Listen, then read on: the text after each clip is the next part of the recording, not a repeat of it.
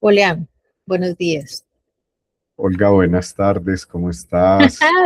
Estamos grabando en la tarde, no en la mañana. Sí, Sí, ¿cómo así estás? es. Pues muy bien, afortunadamente. Vamos a intentar desarrollar un poco el tema que quedó planteado en la coincidencia anterior y es la relación de cada uno de nosotros con los libros que ha aportado el contacto con libros desde muy temprano para la formación de cada uno de nosotros y cómo de alguna manera eso incide en el trabajo clínico. Por supuesto, cuando lo decíamos el año pasado, cuando uno está con un paciente, uno simplemente está escuchando el paciente, pero uno no está pensando en libros, Mm, ¿cierto? Ni los sí, que leyó, ni los que está leyendo, ni nada por el estilo. Pero de alguna manera es una reserva, además pues de la formación clínica de cada uno de nosotros, es una reserva que de pronto aparece, claro. O sea que ese tema será bienvenido siempre. siempre.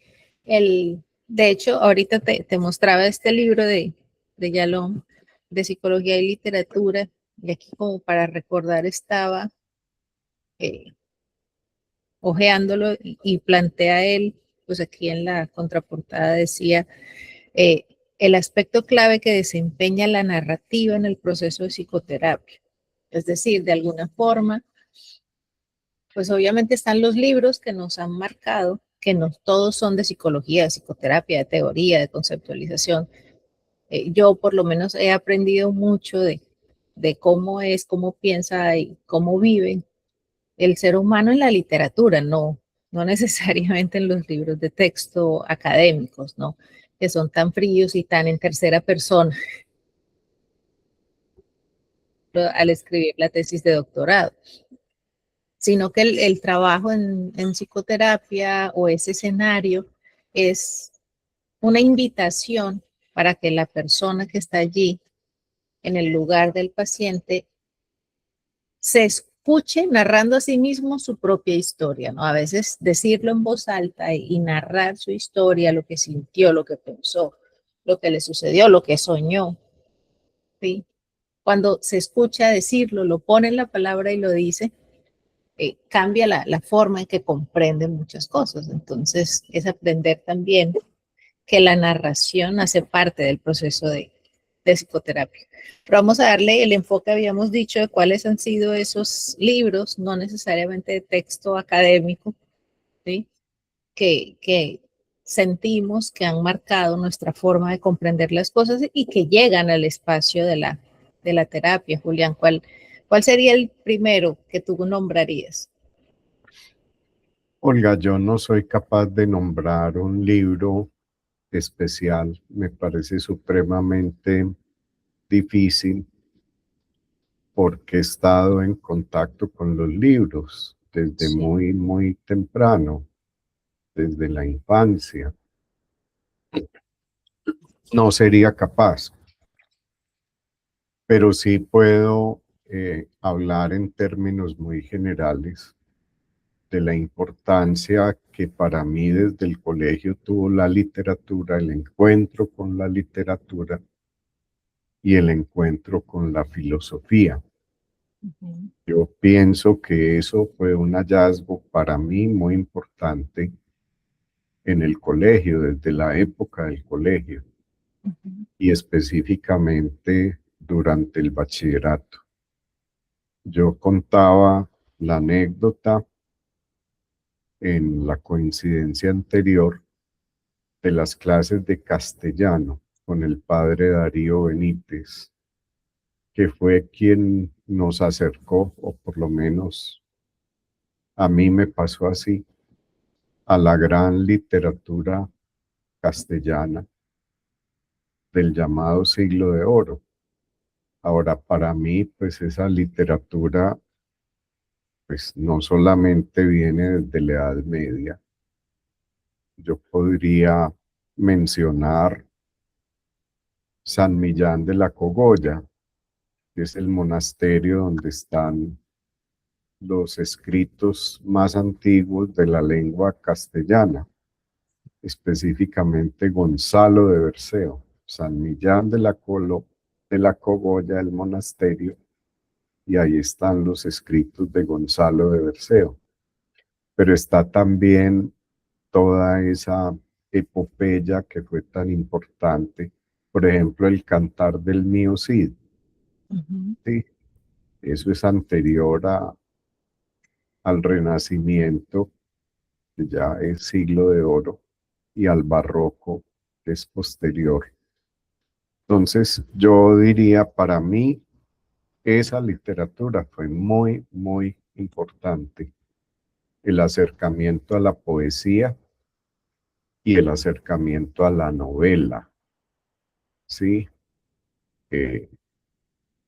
Pues son, hay obras que yo recuerdo como con mucho cariño. La Picaresca, por ejemplo, El Lazarillo de Tormes, o ¿cómo se llama? Una novela de Cervantes sobre ese tema. Yo ahora me acuerdo. Hay novelas excelentes, así como está El Quijote, ¿cierto? Está Guzmán de Alfarache, de Mateo Alemán. En fin, yo no puedo decir un libro, porque son bastantes libros. Lo que puedo decir es que, pues a mí me ha gustado leer literatura escrita en castellano, tanto en España como en América, ¿cierto? Pero además leer, pues ahí con la limitación de la traducción, escritores que son muy importantes en Francia, en Alemania, en Inglaterra, en el mismo Portugal, ni qué decir de Italia, ¿cierto? Entonces, simplemente por decir algo, creo que en coincidencias anteriores decíamos que las raíces profundas de Occidente vienen de Grecia y vienen de Roma. Y en ambos casos, la guerra, esto es muy impactante, ha estado presente en esa gran literatura, ¿cierto? Para el caso, pues, de Grecia, Troya, la Ilíada, y para el caso de la literatura latina, la Eneida. Y quienes sobreviven a la guerra de Troya, porque no participaron directamente en esa guerra, estoy pensando pues en Eneas y en su padre Ascanio, etcétera, van a fundar eh, el mundo latino. Y es muy curioso porque en el caso pues de Roma, es Ovidio no, es Virgilio, en el siglo primero, pues en la época de Octavio Augusto, el que va a escribir la Eneida. O sea, toda la historia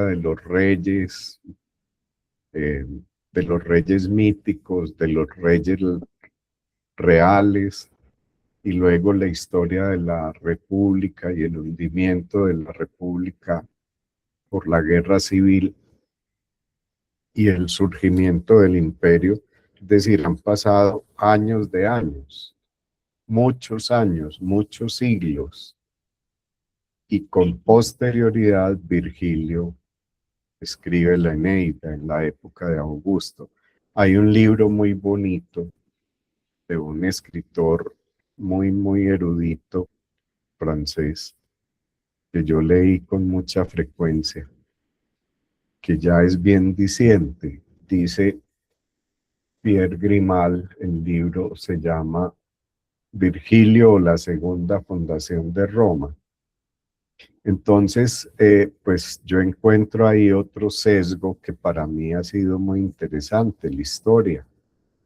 O sea, la literatura, la buena literatura, ¿cierto? La filosofía, la historia. Y de la filosofía, pues yo también digo el colegio. Para mí el primer acercamiento a la filosofía fue desde la época del Colegio San Ignacio, yo diría cuarto, quinto, sexto bachillerato. Después seguí por mi cuenta. Entonces hay temas, la antropología, todo lo que tiene que ver con la familia y el parentesco que hemos mencionado en otras coincidencias. En fin, todo eso hace parte de la formación, Sí. pero cuando uno iba leyendo esas obras, no estaba pensando en hacer clínica. No, no, no.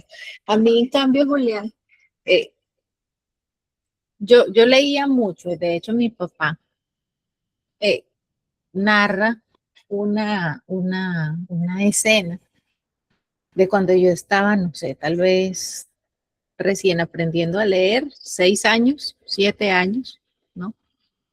Preescolar no, todavía no primaria.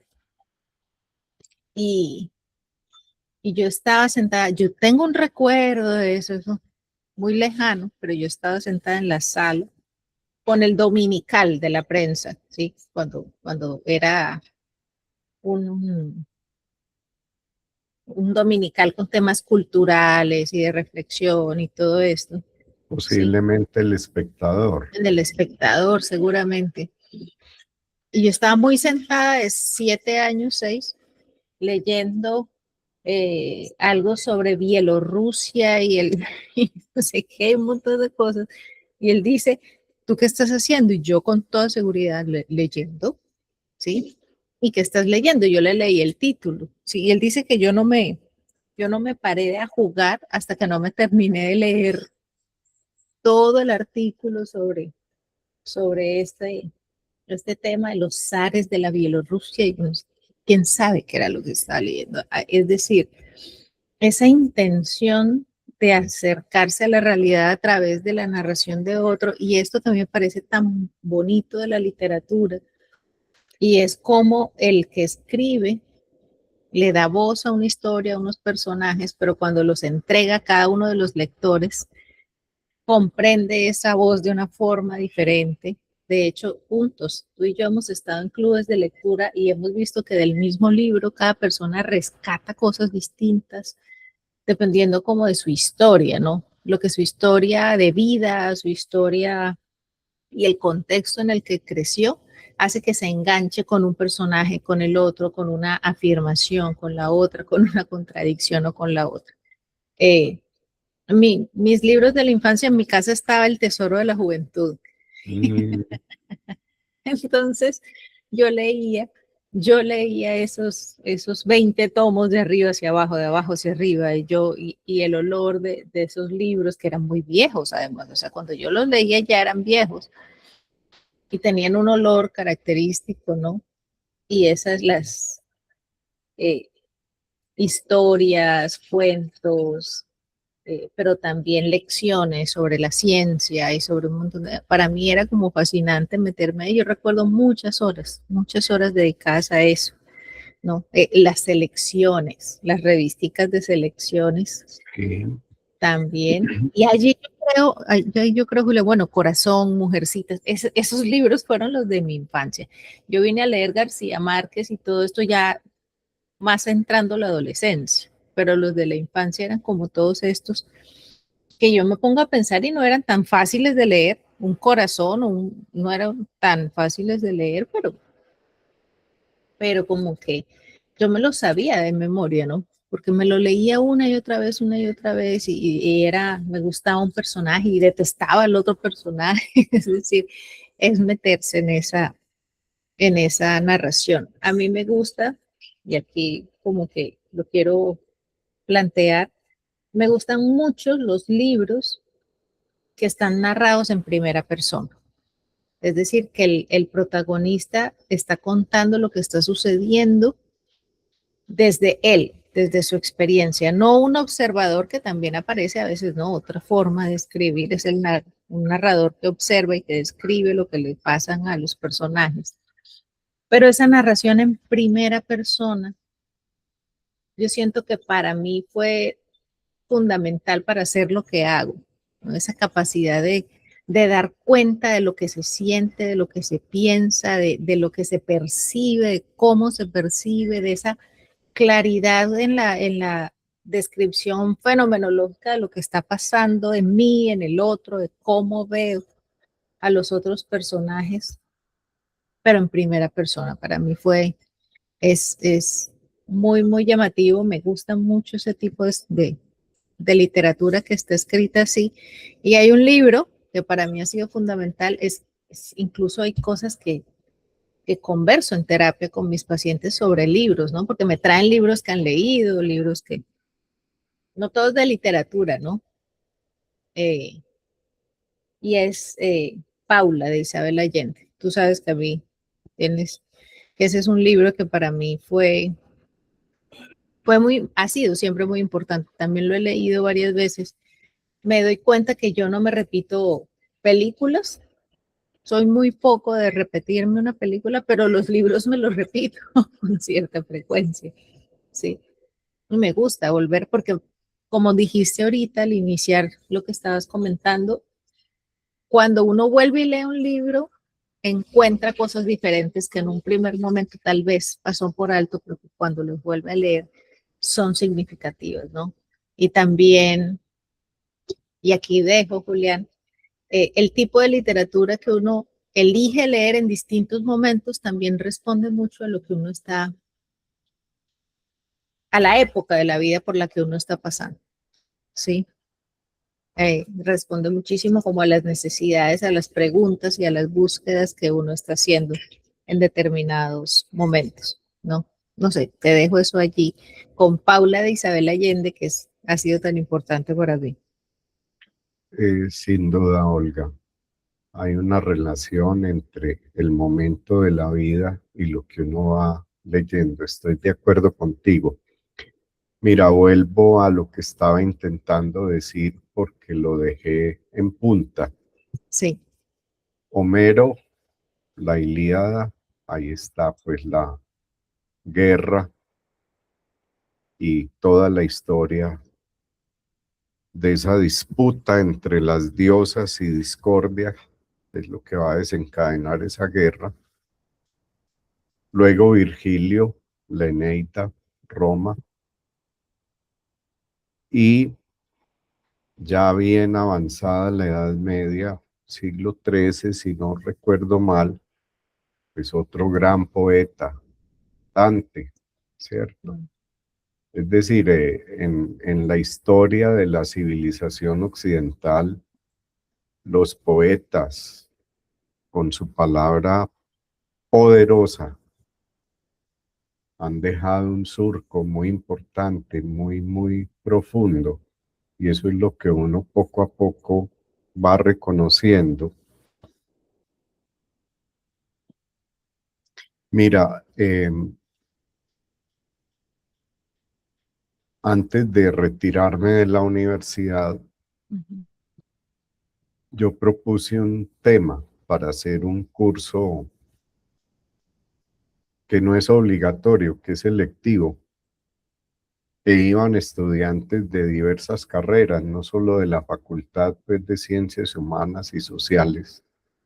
También tuve estudiantes de ingeniería, de derecho, del Instituto de Filosofía, y leíamos a Gabriel García Márquez, pero no el famoso pues de 100 años de soledad o del otoño del patriarca o de ¿cómo se llama la que está de el amor en los tiempos del cólera? No, yo escogí una obra aparentemente menor que no fue un éxito de ventas, que fue poco leída y a mi manera de ver comentada de una manera muy superficial, que se llama Memoria de mis putas tristes. Sí. A mí esa novela me gustó muchísimo.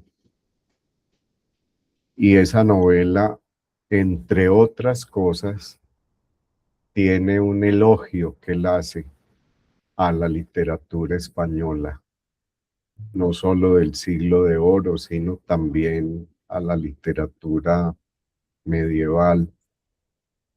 Por ejemplo, yo recuerdo eh, Mudarra el Bastardo, que tiene que ver pues con esa poesía épica, y yo me puse a buscar quién era Mudarra el Bastardo. Y fui hilando, él va contando una historia de un hombre viejo que va a cumplir 90 años, que llama a un antiguo amante que manejaba un burdel a decirle que quiere estar con una jovencita virgen, lo cual pues era una locura.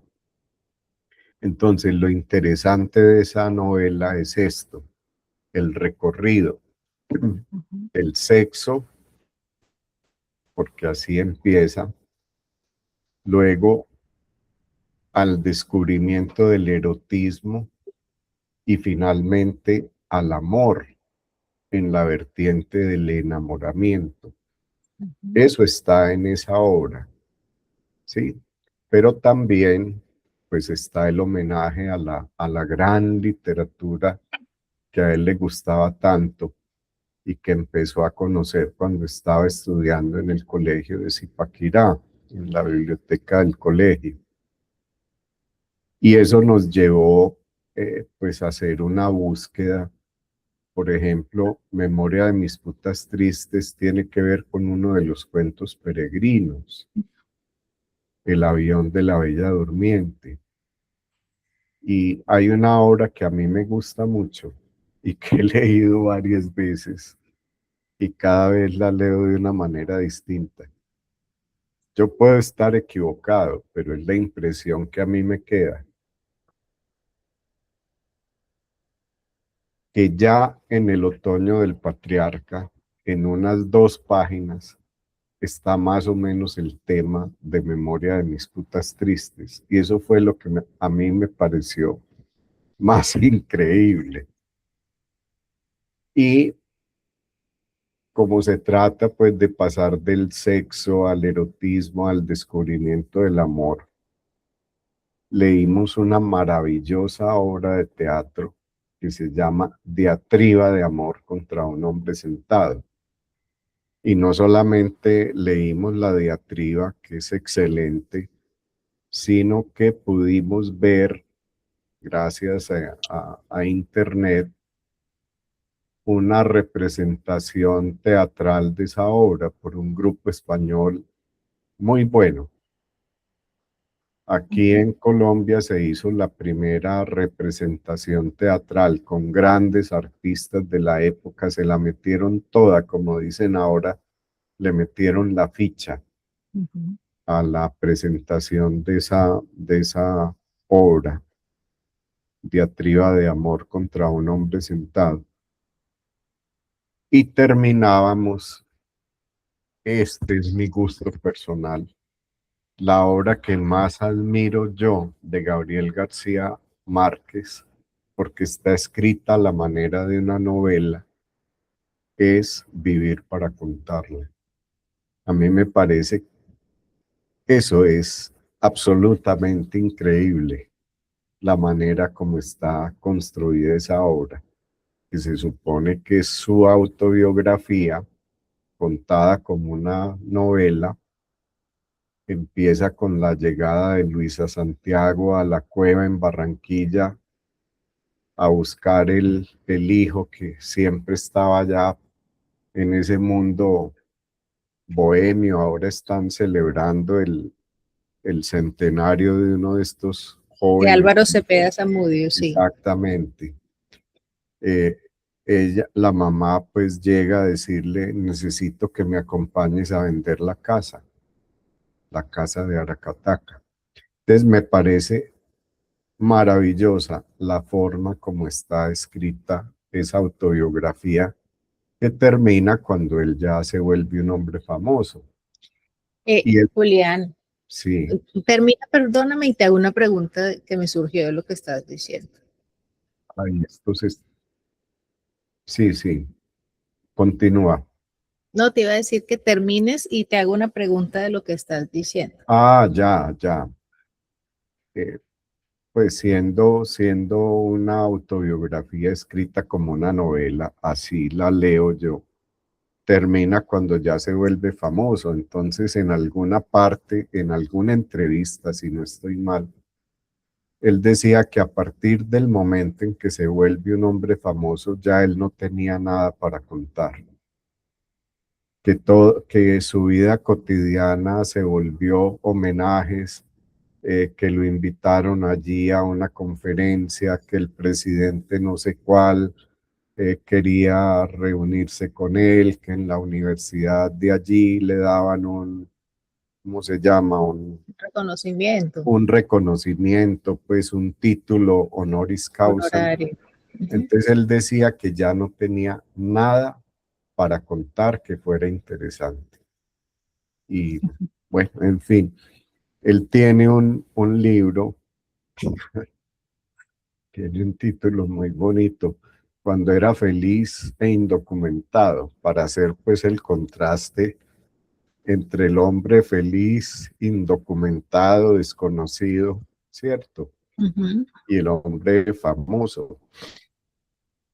Y a propósito de la casa, pues yo creo que el gran tema de García Márquez es la historia de su casa, de la casa de Aracataca, de lo que pasaba en esa casa tan extraña, con esas mujeres guajiras que eran sus tías, y como se dice ahora, el polo a tierra, que era el coronel Nicolás, el mismo al que le hace el homenaje en,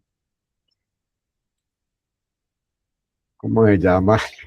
Esa Sí. obra tan famosa del coronel, que es el coronel El no coronel no quien tiene quien le escribió, escriba. Sí. ¿cierto? Entonces, a mí me gusta mucho porque este señor construye su literatura alrededor de su casa y de su familia. Sí, Sí. ese es el gran tema, lo que pasaba en esa casa. Bueno, en fin. Entonces Julián, ¿cuál es señora, cómo,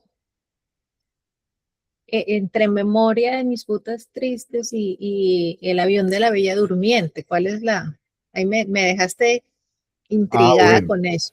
es que pues él también fue un escritor de cuentos muy afortunado. Entonces, hasta donde yo recuerdo, el último libro de cuentos se llama 12 cuentos Pero, peregrinos. Y ahí hay un cuento que se llama El avión de la Bella Durmiente. Ese cuento empieza en el aeropuerto de París. Hay una tormenta, el vuelo está retrasado y es un vuelo que él va a hacer desde París hasta New York. Y él vio una muchachita ahí en el aeropuerto y le llamó la atención, le pareció muy bonita y para su sorpresa, ya él está pues acomodado en su silla esperando que el avión arranque y llega una muchachita, la muchachita bonita que tanto le llamó la atención en y el le tocó de aeropuerto vecina. y le tocó de vecina, y la muchachita lo que hizo fue tomarse una pastillita para pasar dormida todo, Todo el todo vuelo, el sí. tiempo del vuelo, Sí, ¿cierto? sí, sí. Entonces, ese cuento el avión de la Bella Durmiente, tiene mucho que ver con Memoria de mis putas tristes. Y a su vez, Memoria de mis putas tristes, ya lo dije, pues la obra de teatro, diatriba de amor contra un hombre sentado, y un cuentecito, yo lo leí primero como cuento, En agosto nos vemos, que ya después de la muerte del escritor, sus dos hijos eh, decidieron, decidieron eh, Publicar. publicarlo como una novela breve, ¿cierto? Es decir, Gabriel García Márquez estuvo trabajando en el tema, el cuento inicial, En agosto nos vemos, fue creciendo, pero nunca logró terminar, y estos que lo querían mucho le querían hacer un homenaje y tenían todo el derecho, ni más faltaba. Hay un libro, ¿cómo se llama ese libro que es tan bonito? Después de la muerte de la mamá. El papá muere primero, después muere la mamá, y hay un libro que es como la despedida, el homenaje. Ah, se me escapan pues las cosas. Ya mi memoria no es tan buena. Olga, mira, Señor, se va a cómo terminar. queremos cerrar? Ay, no, esto se quedó en punta otra vez. Sí, una maravilla. Es decir, que sí o sí prometemos que la próxima coincidencia también vamos a hablar un poco sobre cómo esta literatura y sobre cómo la comprensión de lo que la literatura trae hace parte como de lo que somos también como terapeutas, que también es, es importante ver que nada de lo que leemos, así no tenga entre comillas nada que ver con psicología, ¿sí? Que no son textos académicos, son ajenos a la terapia. Yo encuentro en muchísimas narraciones de los libros, cosas que le puedo decir a mis pacientes, y hay cosas de mis pacientes que cuando estoy leyendo libros, bien, ¿sí? Hay escenas que comprendo, experiencias que de pronto ellos me han descrito, pero que encuentro similares en un libro cualquiera, y la dimensión de lo que esa persona vivió cobra un sentido diferente. Entonces, Julián, ¿no? Cerremos diciendo que continuará. Continuará así la semana entrante. Olga, de nuevo, muchas gracias. Gracias a ti. Que tengas una buena tarde y que disfrutes este tiempo de la Semana Santa. Y la Bueno, semana entrante volvemos a encontrarnos. claro que sí, Julián.